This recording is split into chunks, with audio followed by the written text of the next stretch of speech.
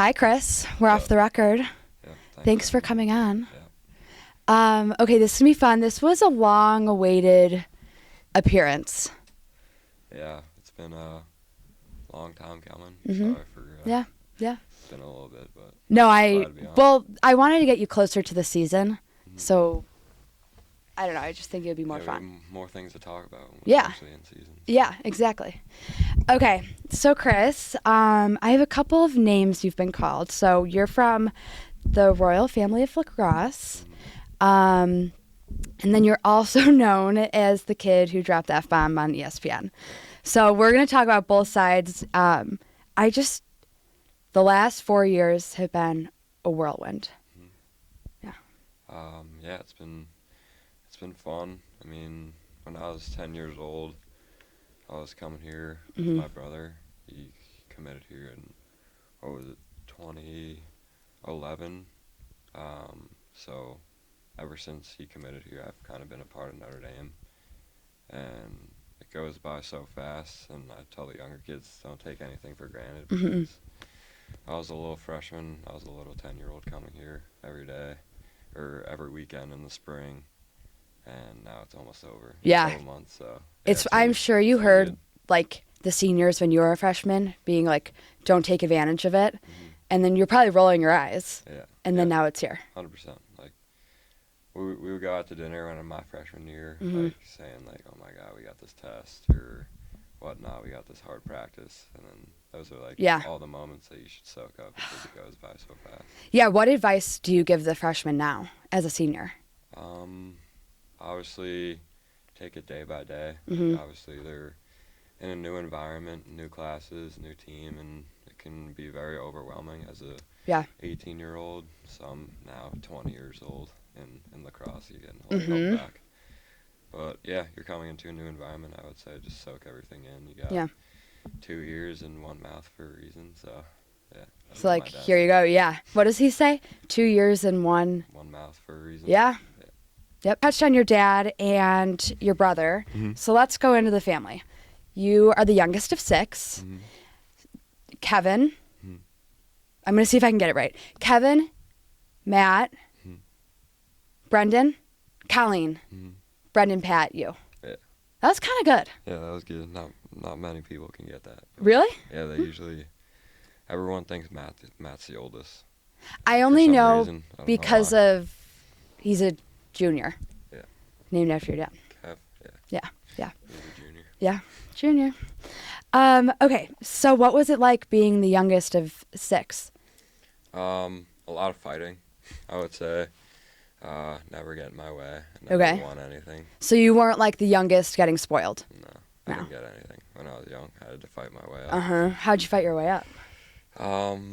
Everyone included me in everything, which was cool. I was always like the young little rat, you would say. But yeah, I was hanging out with Brendan.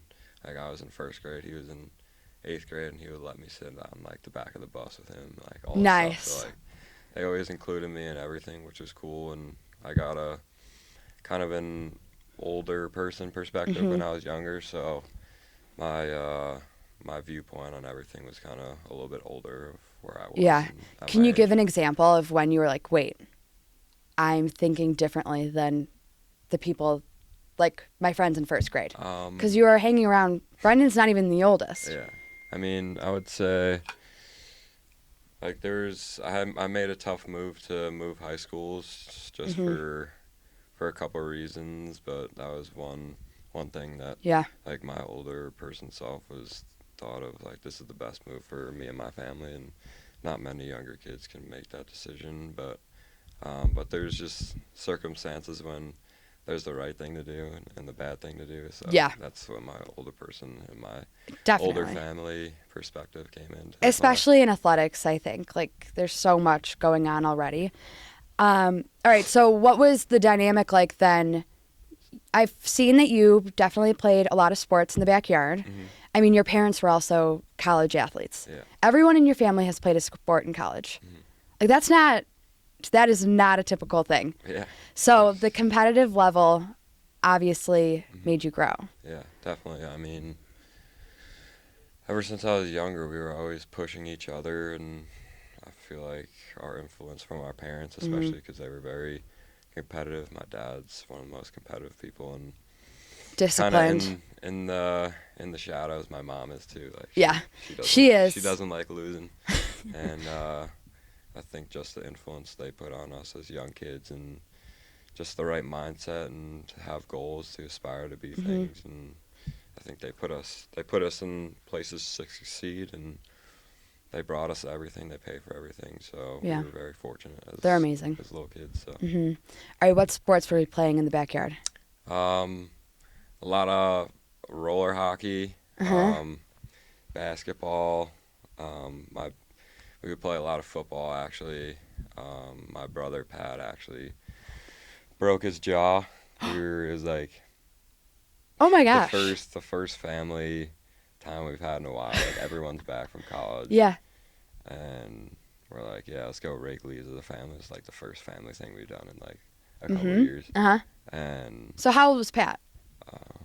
it's got to be like 6th, 7th, 8th grade Okay. maybe. And we were doing like field goal contests over our lacrosse net. Yeah. And Brendan tried to block the kick and elbowed Pat right in the jaw.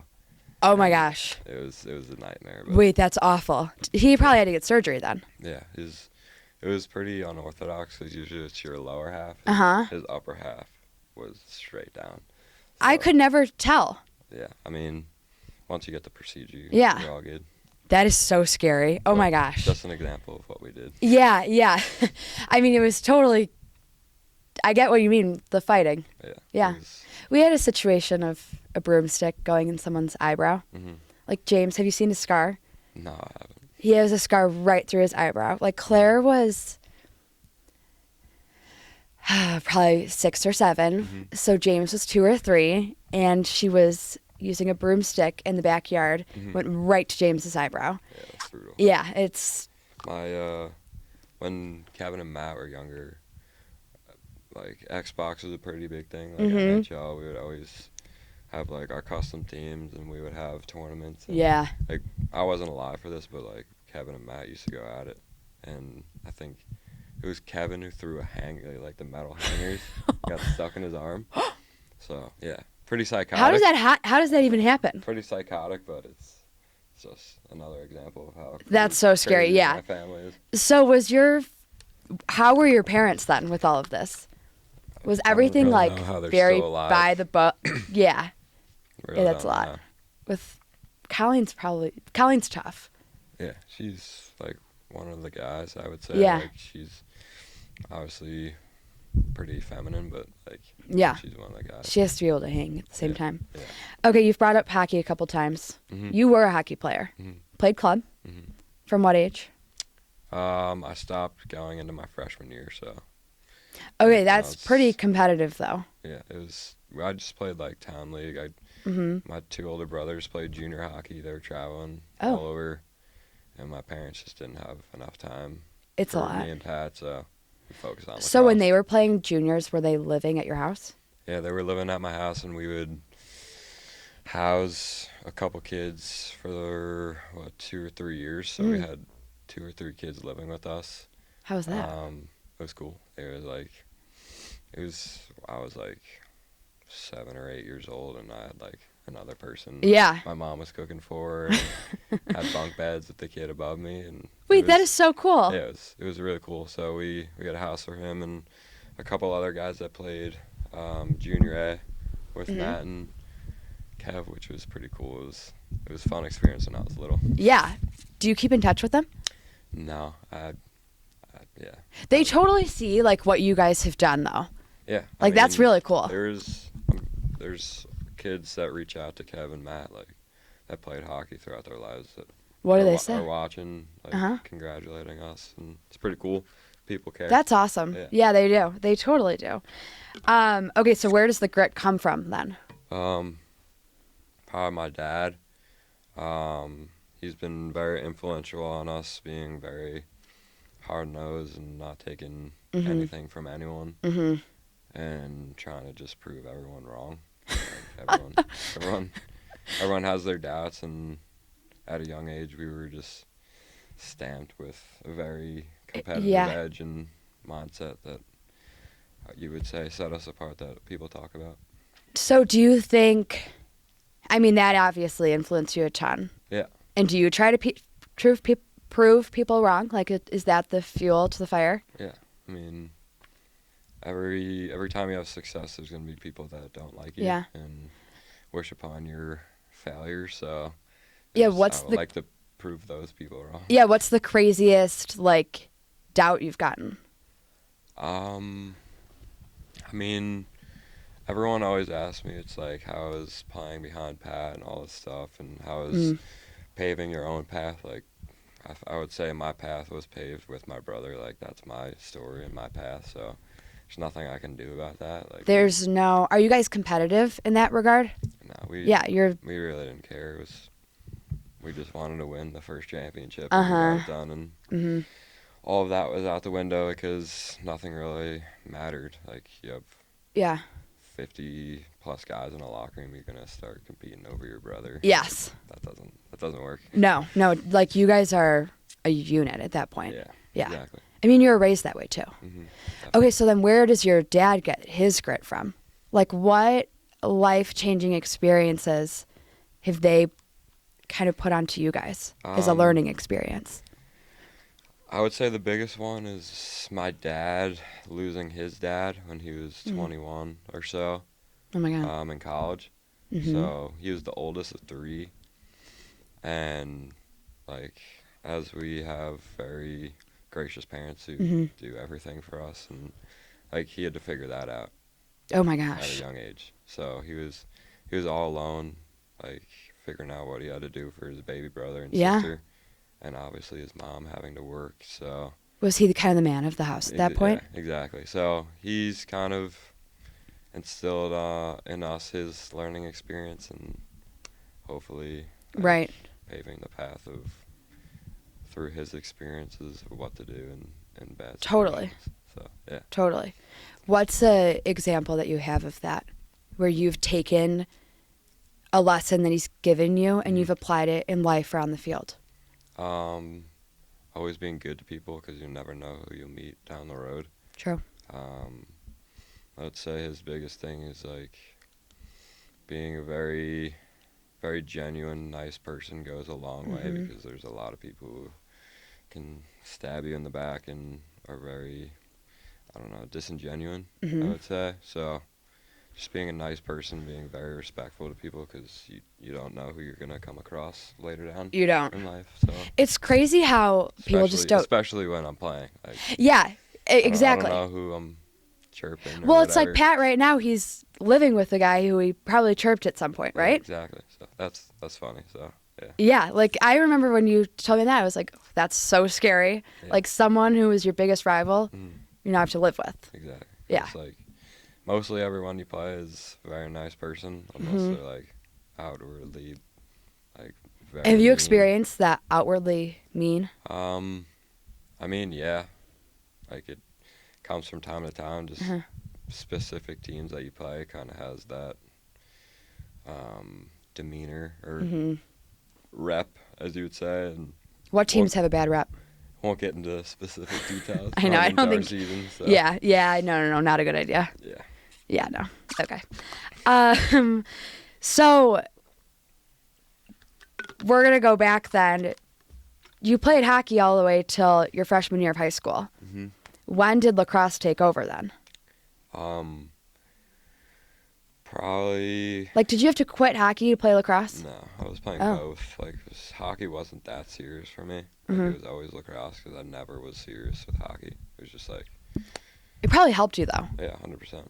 Like, how to protect myself and different quick decisions, obviously, and like, just like overall unwritten rules of playing a game in hockey, especially lacrosse. What are those unwritten rules? I don't, like, obviously your brother plays hockey, but there's just stuff that you can't do on the hockey ice, and there's stuff you can't do on the lacrosse field, which has helped me out and learn that in two different sports, but it was good. Yeah. Do you ever, I mean, NHL world is more developed than the PLL. Mm-hmm. What do you think of that?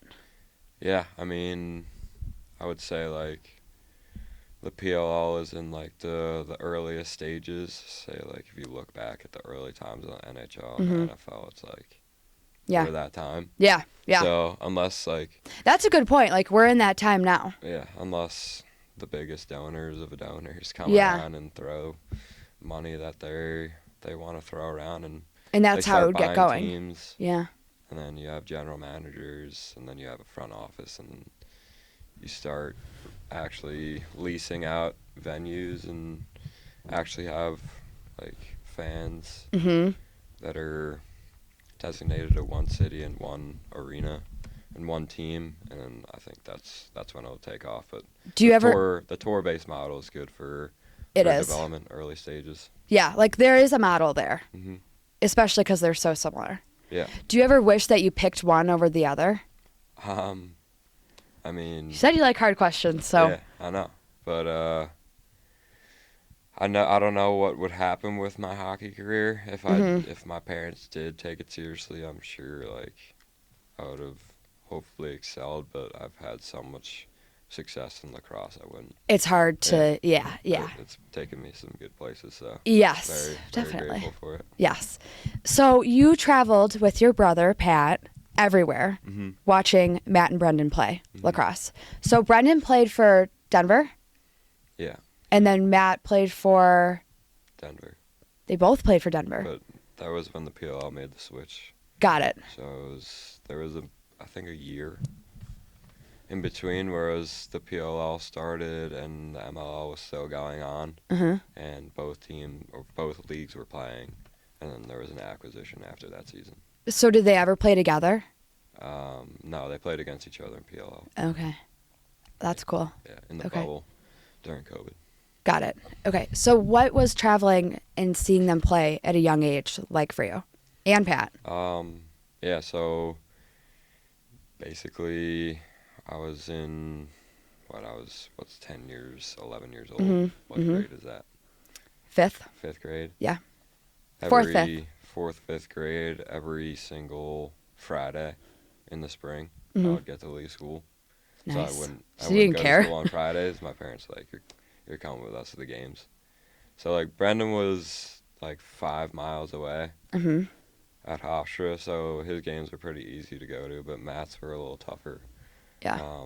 I think they had a 1 or 2 year overlap, so it wasn't that bad. We were able to go to Matt's games and then switch on to Bren, and then all while that was going on, we had to go to Colleen's games Yes. at Manhattan. Because College she's soccer. Yeah. Okay. So it was that period of time was a lot for my parents because they would split up and they wouldn't know what to do. So like my dad would go out to South Bend, my mom would stay home and go to Colleen's game and then run over to Bren's game. So that was a tough period of time for my parents, but it was obviously they would say it was all worth it. Yeah. I mean, and then it obviously made, like, when your dad would run to South Bend, it made that transition, like, so much easier for you guys. Yeah. Yeah, we would be like, all right, we're going to Matt's game this week and then Bren's game and then calls. Like, And would you drive? yeah, You just pack the car and go? We drove. We would get up at like 5 in the morning. Okay. Got there about like 4:30 or so. Wow. And then What were the rides like? they were not fun, Yeah. but fun at the same time. Like, Do you think it that in was this... a long drive. Yeah. Do you think that in this period, that's how you and Pat got so close? Yeah, I mean, those drives and just always being around each other. He was very inclusive of me being with his friends. We would always have people over our house and playing on our front lawn. So, like, not just going to sit inside and watch my brother and his friends play. No, that'd be weird. Yeah. Yeah. No, that doesn't... Always getting outside. Yeah. Yeah. That's so fun. I mean, you guys have literally been through it all together.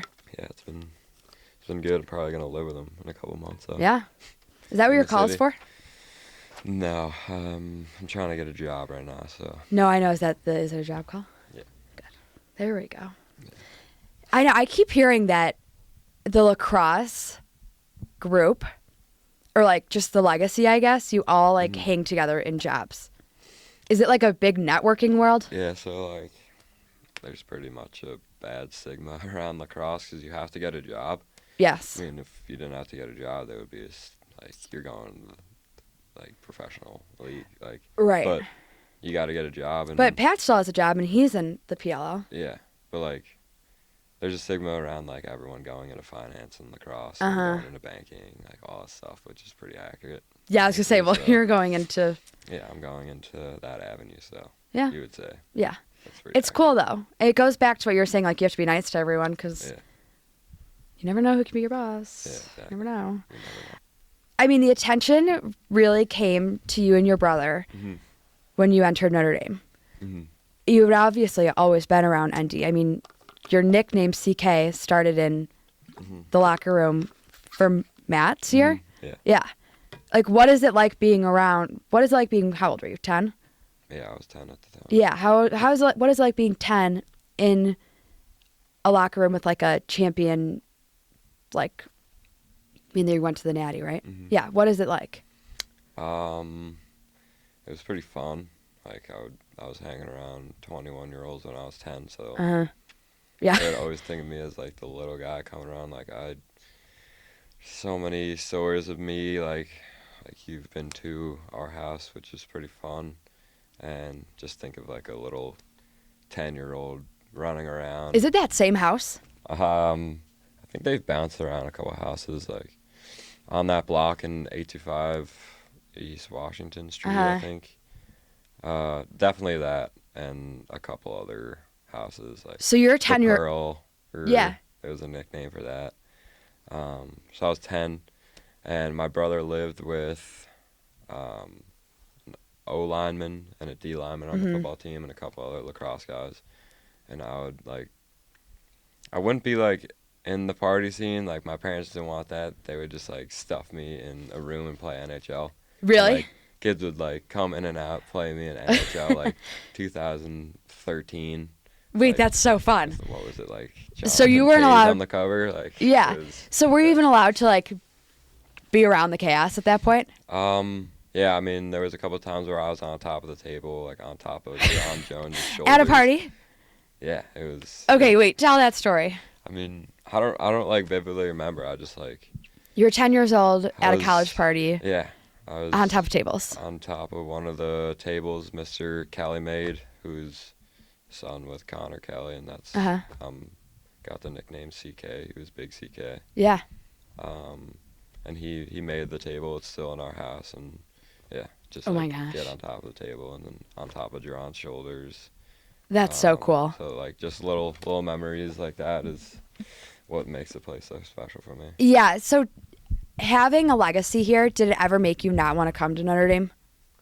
Like, there were were you- some points of have some thoughts like it were just like I don't know, like maybe I should go somewhere else. Like Pat and Matt did their thing there.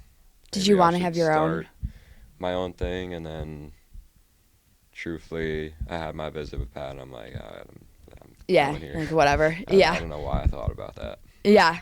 I know, Yeah. kind of crazy to think back to. Yeah. Yeah. That would have changed so much. Yeah, it would have been tough for my parents, too. 'Cause they Oh, would have yeah. Yeah. 3 years of separation again, so that wouldn't have been good. No. Okay, I asked about the Pat McAfee show. Let's talk about that. Yeah. Okay. Limelight started when you came to Notre Dame. Pat, I mean, your whole family had always started it. Like, you've been called the royal family of lacrosse. Everyone's very talented. So, okay, wait. Did the attention start when Pat was a freshman? Not really. Pat was undersized, never highly recruited until his post-grad year.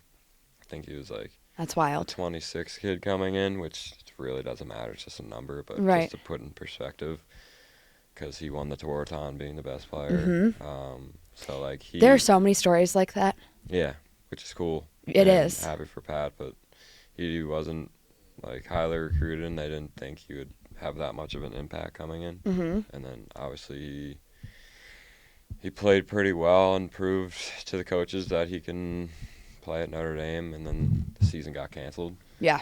So he had a pretty good amount of time to build up his body, train, and think about what he wanted to do the next season. Then he was a Tewaaraton finalist the sophomore year. It's crazy. Yeah. Were you guys were both those finalists at some point? You were as well, right? No, I was not. I was, I think, the final 25 my sophomore year. Okay. And then Pat was. But he was a finalist. You were nominated, though. Yeah, he was a finalist 3 times and won it the third. Yeah. So. Yeah. Yep. It's pretty good. Third time's charm. Yeah. Okay, so when did the attention start then? Like, when did you see your name on TV and you were like, what is going on? Honestly, like coming in, because I was a high recruit, not that it means anything, it's just What number were you? I think 4. Mm. Yeah, I think so. I'm not sure. I'm not too sure. I was around there. And You were number 1 in some, like, rankings. yeah, I'm not sure. And then Does any of that, like, you can't even look into that, can you? it's just a number. No. Doesn't matter. Like, you don't care. Gotta play. Yeah. But yeah, coming in was just like, oh, I'm gonna play with Pat. He's coming off a Tewaaraton season. Mm-hmm. And then obviously that was pretty much the whole like broadcast. It was like we were playing together, and I was 150 pounds as a freshman. Like Yeah. I wasn't ready to go, and the coaches just threw me in. So Sure did. thankful for them. So Yeah, so if they had not thrown you in to the game, none of this would have happened? I mean, I proved that I could play. I was just very small and underdeveloped. Like I wasn't like where I wanted to be. And then my sophomore year is like when everything started to click. So, Yes. Yeah. Do you remember the first time where you were reached out to by someone, or even like in your comments on Instagram, where you're like, wait, like this is getting attention? Because a weird concept. I don't know. I guess an interview doing it with one of the ESPN broadcasters. Mm-hmm. Who was it? Paul Carcaterra, and then that was like the first time, I guess. Yeah. You would say. And then things picked up pretty quickly. Yeah, I mean, when you have success, things pick up. I'm gonna guess who this. Oh no, it's a spam. Every time I'm in an interview, my mom calls me. Every time. So that's just what I thought was coming. Mm-hmm. Okay. Where were you when you got the call from ESPN for the Pat McAfee show? Oh my God. Yeah. Funny story. So we won the national championship in 2023. And we obviously had a good time that night. Didn't get home until like 4:35, you would say. And didn't go to bed right away, so we're staying up in our hotel rooms. And then finally, like, eyes can't stay open. We go to bed. And I get woken up by a really loud banging on my door. I'm like, oh my God. What time is this? This is early, like around 7:38. We went to bed around 6. So you're on like 2 hours sleep at this point. Yeah, essentially.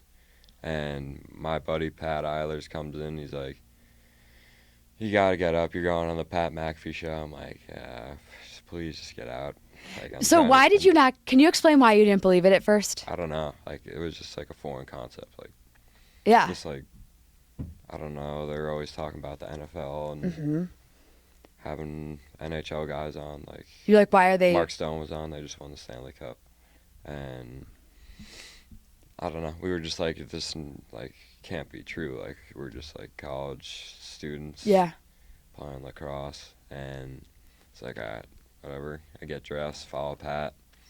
Going into Pat's room, Pat doesn't believe us. He's like, please, like, both of you get out. Like, he pretty much the same reaction as me. Like, you need to go to bed. Like, we just got like, you guys don't have, like, what the NHL has, like, managers. Like, there's no one communicating these things. It was pretty much my brother Brendan is friends with one of the guys on the set, and he asked Brendan to get us on. So we get Pat up, and he's freaking out. We're freaking out. We're like still pretty banged up, And You were totally still yeah. drunk. Yeah. And Pat's like, yeah, I'm actually like freaking out right now. I'm like, I didn't think it was that big of a deal. I'm like settling Pat down. He's like, all right.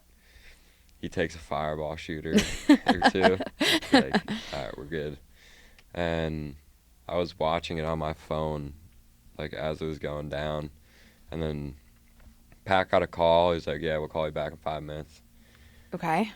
And then we got the FaceTime, and it was so cool. We could see like the entire set. We couldn't see our face Oh. on the phone, so it was just like the entire set, and we were just talking to them basically. It's crazy how this works. And it was pretty cool. I mean, at watching it after, like our whole team was watching it, That's amazing. and yeah, it was very cool. And then obviously we went on second time after we won, and then recently their whole set, basically their whole set minus Pat, who was on the field, and a couple backstage guys were at our tailgate for Recently, right? the IU game. So that was so pretty cool. cool having a good Were you time with always them. a fan of Pat McAfee? Yeah, I've seen their show a couple of times. I really wasn't big into like podcasts. Look But where you are. yeah, I mean, every time I go in the locker room, it's on every morning. Yep. Yeah, so It's like a phenomenon now. yeah, it's like the elite podcast. It's really podcasts. wild, actually. They do such a good job. They have live interviews every day. And it's with, like, fun. the most influential people in football. So, Yeah. What did it feel like to be up there? I don't know. It's like everyone has this ideology of like foreign concepts and like I wish I can do that. I wish I can do that. But like once you're actually doing it, and then it's like, oh, it's just normal. That's how I've had, yeah. So like it's for me, like I look at NHL guys, PLL guys, I'm like, wow, like that's like so and so, that's so and so, and then you talk to these guys in person. Like I sat with Chris Kreider, and he's on the Rangers. I'm like, this guy's a normal guy. And Yeah. everyone, You know that's why I'm doing what I'm doing. yeah, Yeah. cool. So cool. And like they're normal people, and everyone like idolizes these guys, but they're just normal people. They make That's mistakes. and literally exactly why I'm people- doing this. People bantering them on Twitter, and like it's No. just like if it was me, like making millions of dollars playing a sport, like you make mistakes, but like once you're in that position, it's just like it becomes normal, Yes. if you know what I mean. Like, Yeah. I don't know, like talking to their show You don't at feel our the tailgate, it wasn't like, oh my god, this is the show. It's just like, these are my friends now. exactly. Yeah. I mean, you know how I act when I'm out. Yeah. Little chatty cat. Yeah, yeah. But I will go up to these people, no fear. Mhm. And my friends will now be like, you went up to so-and-so, like, why are you even nervous? And I'm like, boom. And I'm like, honestly, I kind of think it's weird how all these athletes are idolized. So, like, do you want to come on a podcast? And then the answer is always yes. And I'm like, okay. Only thing I would I'm very say, like, careful Wayne when I do this, Gretzky though. was the only guy I was like, Yes. this Yes. he's above everyone. Like, he's not my friend. Yeah. He's What was this your guy. conversation with him like? It was like Hi, 30 how are you? seconds. Great to meet you. Picture. Yeah. Leave. Yeah, exactly. He's It like, was- it let was me. Cool. We were talking about the NLL team he owns, the Desert Dogs in Las Vegas. Yeah. So, I mean, Oh, that's that cool. was like a 1-minute conversation, but it was still cool to meet the best player. What do you think? You said how you like hear about these really cool NFL players, whatever, and you're like, oh my God. And then you meet them, you're like, oh, they're normal people. Mhm. How do you feel when people come up to you and they're like, oh my God, you're Chris Kavanagh? Is that like, it's a weird concept, Yeah. but you Kinda get it. Reversed roles, I guess. Yes, yes. I mean, I don't know. You know me, I'm pretty quiet. Like, Yeah. I don't know. I just like if that kid is invested in me and watching me, like I'll spend time to talk to him and sign whatever they have and Yeah. be nice to them because they just drove a long way, paid money, like, Yeah. to come Yeah. watch us play. So not just No. Yeah. But was it a weird concept at first? yeah, especially when they're around like friends and that stuff happens. Mm-hmm. Like there's nothing you can do, so it's like not like on you. You're not enforcing it upon yourself and being like this like No. No. like you're just being nice and What's the craziest? Have you ever had a crazy situation? Yeah, honestly, it was pretty weird. I was in New York City just walking, and like, couple kids that were older came up to me. How old? I don't know, around like 25, Oh, that's 26. weird. Okay. But it was just like, I'm in New York City. Like, how? No. I'm like. There's millions of people there. Yeah. So that was probably the coolest experience I've had outside of like. Yeah. Like all the stuff you talk about. That's very cool. Yeah. Yeah. But I don't know. It really doesn't. I mean, you're already so like you said, your whole family is like kind of mellow, right? Mm-hmm. Yeah. So it doesn't phase you at the same time. So like, everyone thinks I'm like a crazy person when I play lacrosse. It's just like how I was brought up, and then off the field. Oh, it's totally different. Yeah. Like your personality. A lot of people do not like me because of. What? Like, a lot of people don't like if like you don't know me. I would hate me too.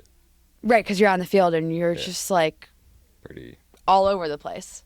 But and very yeah. Off the field, it's like it's different. It's very different. Yeah. How do you balance that? I mean, I really don't really worry about it too much. Yeah. I know who I am. Yeah. So, all my friends know who I am. Like that's big. It's all good. Yeah, you don't care. Yeah. Yeah.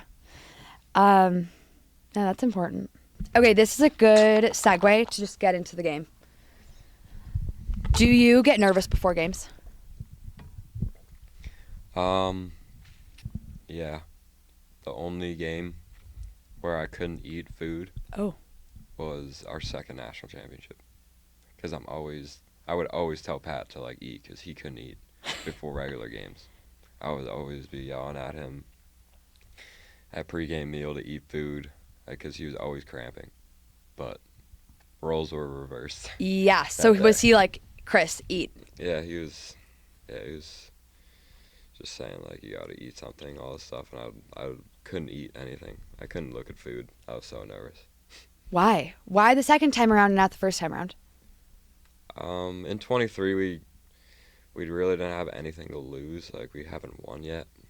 So right. It was just like all the chips were on the table. Like there's nothing we can do, and we wanted to prove everyone that we were the best team. And then the second time around. Second time we lost one game, and we were playing a team that we probably should beat. Mm-hmm. But in a national championship game, anything could happen. So right. You were just like in the back of your mind, just a couple doubts, couple negative thoughts, but yeah. Those are pretty tough in the morning of the game. How do you handle like those negative thoughts and the doubts? And the butterflies. You fall back on your training and what you've done throughout your entire career. I would say like there's not much going to change in the next 2 hours. So right. I don't know why I'm getting so worked up. Yeah. It's just like you win or lose. When's another time you've been so worked up compared? Have you ever been so worked up? How can I figure? Okay. Is there a time when you've been as worked up as you were in the national championship? Going into the bar? No. I mean, just playing lacrosse. Actually, like, I'm getting into a lot of job interviews. I was talking to a pretty high-up guy at a firm. I was, like, the most nervous I've ever been. Like, even before a championship game. Really? Playing in front of, like, hundreds of thousands of people. Yes. Especially on, like, watching on TV. It was just, like, one-on-one call. Like, the most nervous ever. And then I started talking, and then it all goes away. Yeah, and then you're fine. Yeah. What's, like, your game day ritual? Do you have one?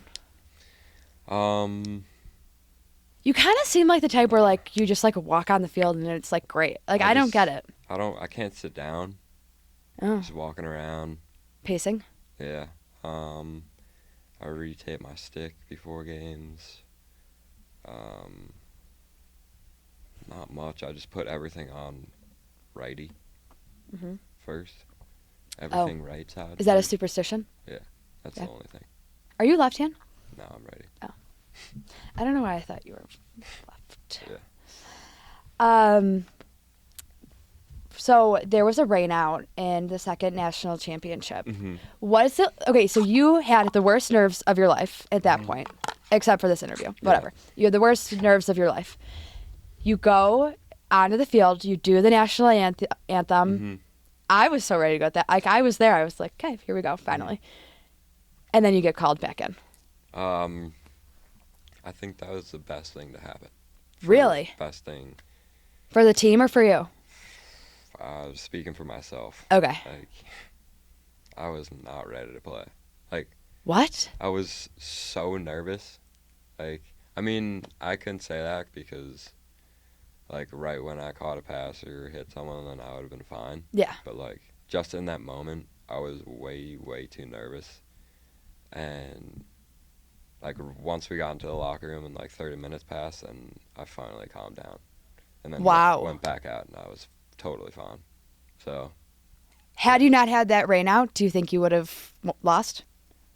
Or just had a bad game? I don't know.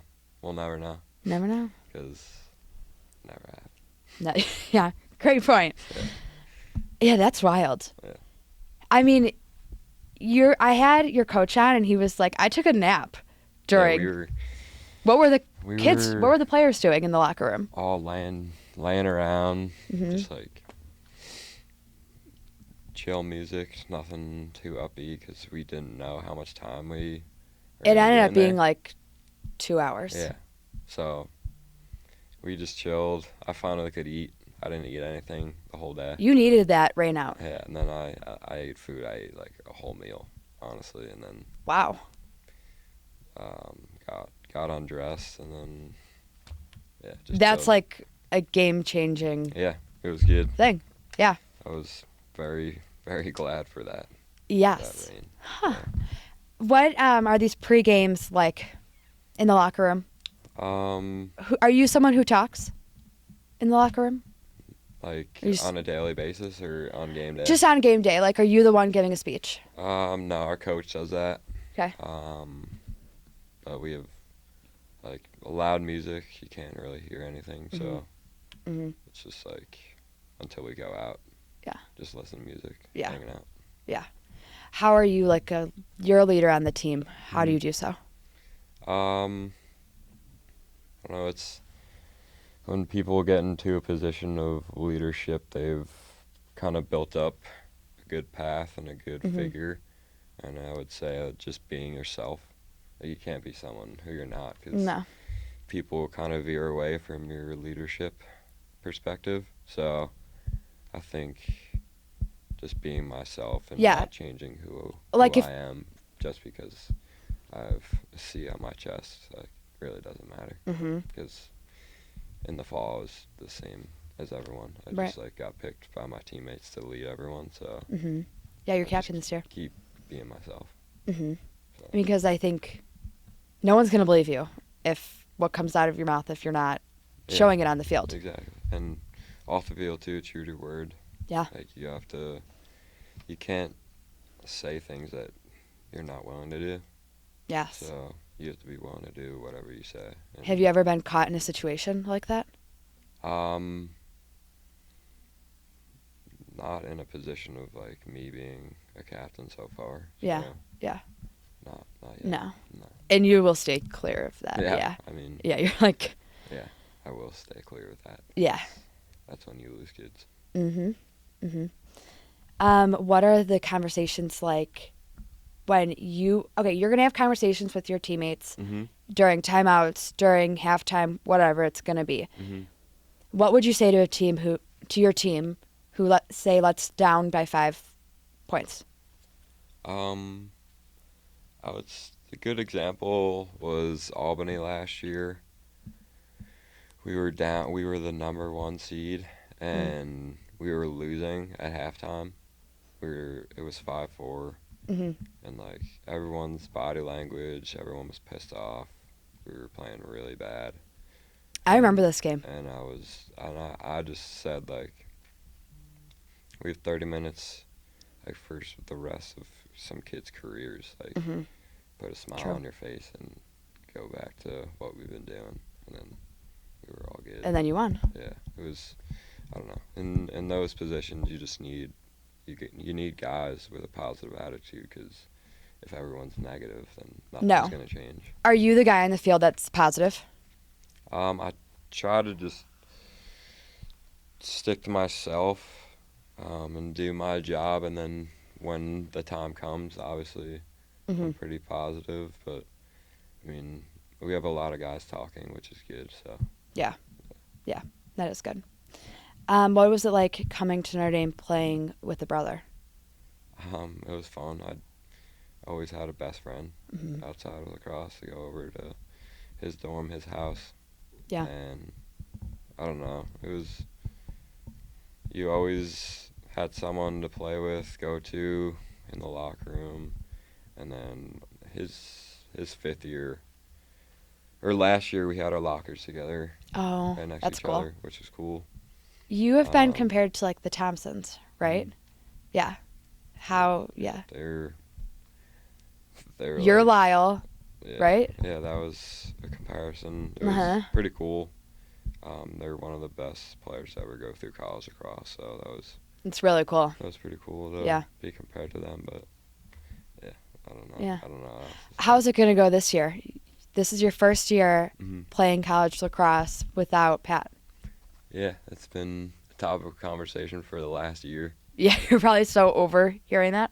Yeah, I'm just ready to play and just. Has it been different so far? Prove to people that Yeah. it's still gonna be the same. But Are people saying that you might not be able to do it, like pull off another natty? it's just like not a national championship because it's so hard and rare. Uh-huh. It's just be able to win games and produce points Yeah. without them. So do you go into a season not even thinking about the national championship? Yeah, you can't. You're game Or, by like, game. Obviously, you're thinking about it, but you're practice by practice. Mm. Yeah. You can't win games without practicing at a high level, and Yeah. you can't win championships without winning games. Nope. I know. It's in Boston. I would like to go to Boston. So, yeah, that's it. Yeah. That would be so cool. Mhm. I mean, then you would really be going out with... I mean, you've already gone out with such a legacy, but Yeah, that would be wild. yeah, that would be insane. Yeah, we'll see. How's it We're looking? going. It's looking pretty good. Our team, I think, will be pretty good this year. We Yeah. have a lot of experienced guys coming back, Good. so we'll see. We're getting into our game this Wednesday, first game versus Cleveland State. So Oh, this is great timing. yeah, This is great timing. Yeah. See, I knew I wanted to do it close for the season. Yeah. Okay. Where do you see yourself in the future? I have no idea. Why don't you want to go down the PLL route? I do, but I just don't know where I'm gonna end up with work. Oh, so you what do want to do city. PLL? Yeah. Okay. Is that the plan? Like, do you have to Yeah, get recruited for that? Like, how does that work? There's a draft. Yeah. It's like any other league. There's a draft, and after your season, I think it would be if we were to win the national championship, we would have to play. Their first game is the week after, so their first Wow. week. So Did Pat have that? yeah, Yeah. and I don't think he played. I know for sure Liam Entman didn't play. Mm-hmm. But I don't know. Yeah, I definitely would like to play in that league. It's a professional league. Yeah. It's Kind of an honor to get to that. Yeah. It's cool how you still have, a job in it, though. Yeah. Do you wish it was that way? What? Like, how you have to have a job and play professionally? I wish I was playing lacrosse for my career. Yeah, yeah. At that point, you probably are like, I wish I I'm was... not gonna go sit on a desk. No. And do what I love and get paid millions of dollars. Right? Yeah. Do you think someday this PLL league will get to? I think it will. Yeah. It's gonna take time, but everything takes time. Mm-hmm.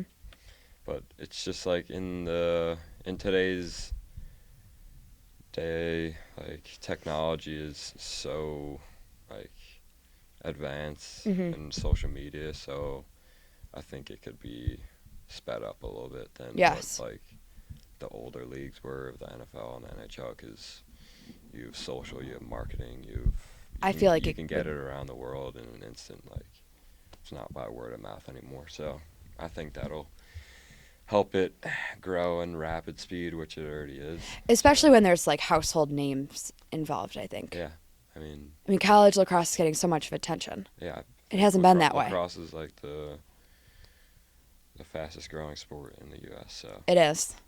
Yeah, I think it'll take off once it gets capital.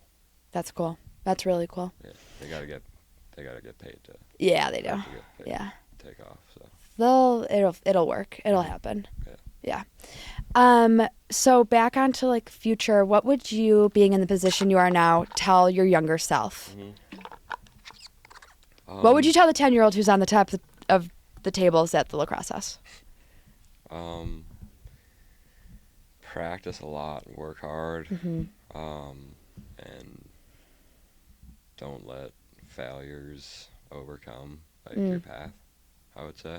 Yeah. Everyone goes through tough times. You can see it like on our team, like freshmen come in, think they're going to start right away because we bring in the best talent every year. Mm-hmm. And some have a tough awakening, how you would say. Like Yeah. Rude awakening. yeah.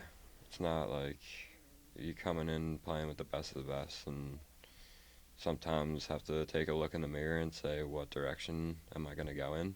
Mm-hmm. Am I going to take this year to grow and work on myself and get the weight room? And I mean, that's what your that's brother like did.